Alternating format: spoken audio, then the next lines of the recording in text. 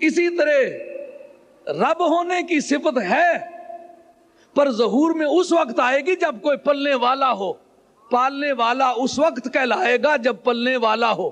سمجھا کی بات؟ اب صفات اضافیہ میں سے پہلی کون سی صفت ہے جو متوجہ ہوئی؟ اس کو خواجہ گولڈوی کہتے ہیں سب سے پہلا تعین ذات باری کو جو لاحق ہوا وہ محبت ہے۔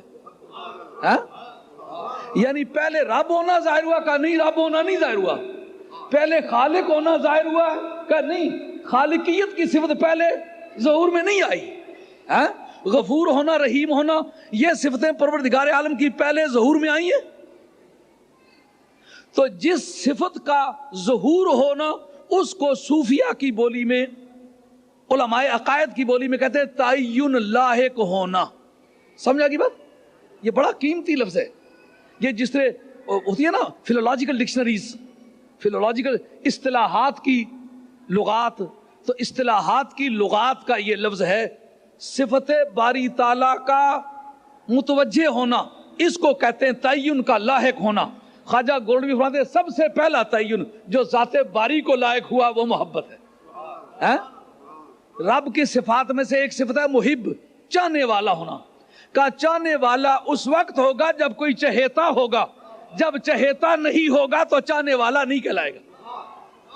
ہے چاہنے والا ہے پر کہلائے گا نہیں، کیوں؟ یہ صفات اضافیہ میں سے ہے۔ جیسا ابا ہونا، بات سمجھو، ابا ہونا آدمی میں صفت تو ہو سکتی ہے، لیکن اس کا ظہور کب ہوتا ہے؟ جب بچہ ہو۔ بچے سے پہلے وہ ابا نہیں کہلاتا ہے نا، یہ بات۔